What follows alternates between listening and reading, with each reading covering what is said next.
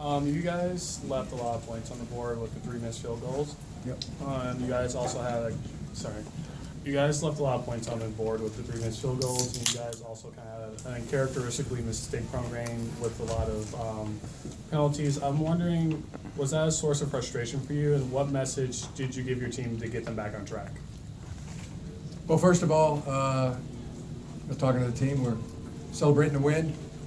Great win for our team. I thought there was a lot of things we did really well. Obviously, we left 9 points. You know, off the scoreboard, you got to put those points on the board. Points on the board really matter. So we'll have a little kicking competition this week, and be an opportunity for Ryan Tice, and yeah, see if we can't make him next time. Stay on the left-hand side here, Larry. Coach, can you talk about your perspective of Jordan Lewis's interception, and have you ever seen anything quite like that? Yeah, I've seen that. I've seen Odell Beckham Jr. do that. It looked like that kind of play. You know, I really, the most impressive thing about it was, you know, he jumped a little early, and I was a little nervous that he was going to come down and the ball was going to just go over his fingertips, but he was able to hang in the air and made a spectacular play. You know, then I was thinking, well, it's 4th down. It'd probably been better had he not intercepted it, but I'm really glad he did, because it was a spectacular football play and athletic play. You know, really unbelievable. I thought Channing Stribling, did a great job as well. And Jordan had a tremendous tackle in the open field. I thought our secondary was really good. Our defensive line was lights out. It was a game ball for Don Brown, kind of a game. Very impressed with our defense, with our defensive coaches, and with the character of our defensive players and their talent. A++. In the middle, Bill. Coach, right here.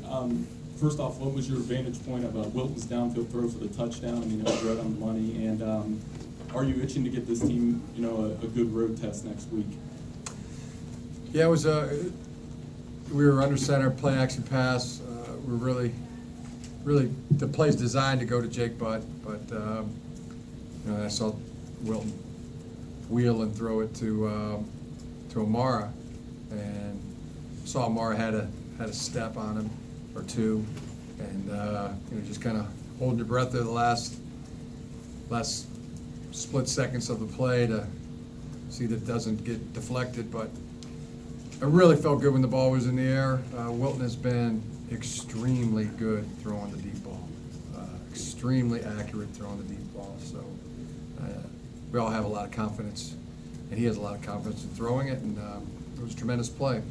The slant, a couple plays before that, also to Amara, was another excellent throw.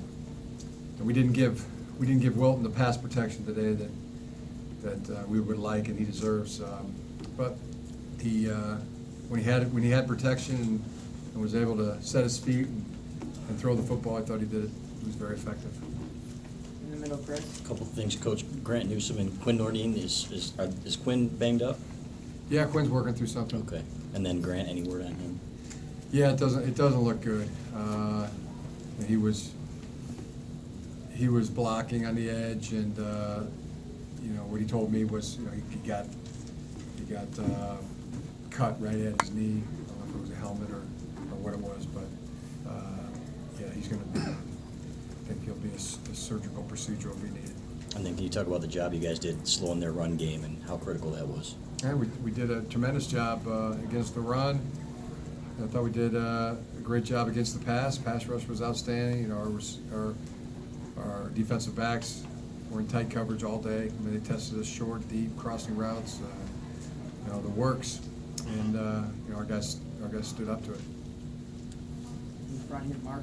The timing of calling for the deep ball on that drive versus another point. What goes into that decision to take that shot at that point? I mean, is that something you're thinking about? Yeah, I mean it's a play action. Pass. We're faking in the middle and really trying to pull a linebacker and hit Jake. but in the seam over the linebackers. They had been hitting the gaps and had been timing up blitzes and doing a really good job with it. And that's what we're trying to do, play action pass and hit Jake over the linebackers. And that's what I said, that was the intent, but he's got the ability versus single coverage to wheel and throw it deep to Amara, which he did. Glad he did. Directly in front, John. You'd probably rather not be, but is there a benefit to this team to being in a fourth quarter game like this was at this point in the season? They're all fourth quarter games, as far as I know. But it was a real football game, like we thought they've all been, and our team prevailed. Very proud of them for that. We'll move on with humble hearts and get ready for Rutgers.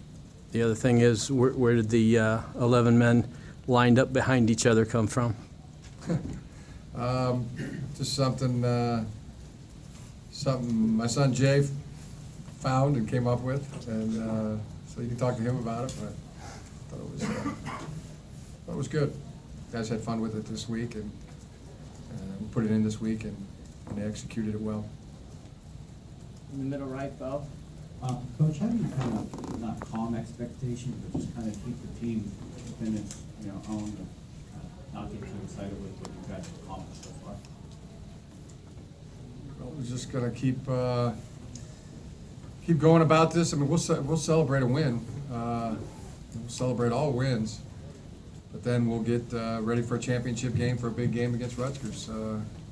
We're going about this treating every game like it's a big game, every game like it's a championship game, and I think that's just found when you do that and you treat every game like it's like the play that could decide the game. Play the first quarter like it's the fourth quarter. Play the fourth quarter like it's the last 2 minutes. When you get in those pressure situations, it's what you do all the time. It's how you always approach it. So we'll get ready for this game like it's a championship game. Coach on your left here, Adam. Right here, Jim. Willen continues to show the ability to evade defenders, mobile in the pocket, but it seems like he has a tendency sometimes to force a throw rather than maybe just throw the ball away. He's trying to make a play, which could have been intercepted a couple of times. How do you remedy that? How do you sit down with him and go over that? Is that something that you've talked to him about? I thought his decisions today were good. Really anything that was close to be intercepted. I thought he threw a really accurate ball. I mean, in a very normal, safe place, low, below the waist, to Jake Butt as he would have been going to the ground. I thought it was a really well placed ball. Now, they made a really good play.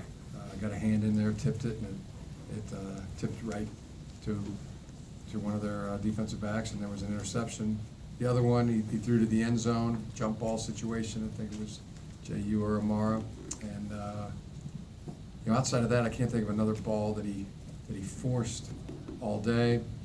One other decision he could have made, he took a sack in the third quarter where he could have thrown the ball out of bounds, and that backed us up, and we eventually missed that field goal, the last one. But those were the three decisions I thought.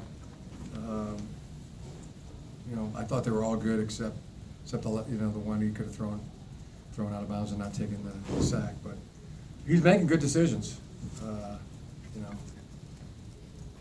don't know how many decisions that is in a game, but make one bad one, probably in the high 90s percentage-wise. That'd be an A on most tests. I thought he acquitted himself well. I think that's a strength. He's making good decisions. Coach in the middle right, Chris. The old cliche is defense wins championships. What does this type of performance today do for your confidence moving forward that this is the type of unit that can win you multiple championships that you're about to lose? Yeah, I've heard that too, and I believe that to a certain extent. I mean, you gotta win at least 2 out of 3 of the phases: offense, defense, and special teams. I don't know I know we won the game, And I know where we can make improvements. You know, offensively with our pass protection can be better. You know, field goals, you gotta win, to win championships, you gotta make field goals too. So, and we can improve there. But yeah, defensively, again, I would say A++. There's no question about it that defense was a shining star today. That phase of our team was outstanding. Awesome with a capital A. Coach, over to your left here, Bob. Jim, this game was tighter and maybe not as pretty as some of the earlier victories where you guys blew teams out, but for kind of an old-fashioned Big Ten slugfest type of game, do you appreciate it more even? I appreciate those. Appreciate and celebrate all wins, and I appreciate the style of football today.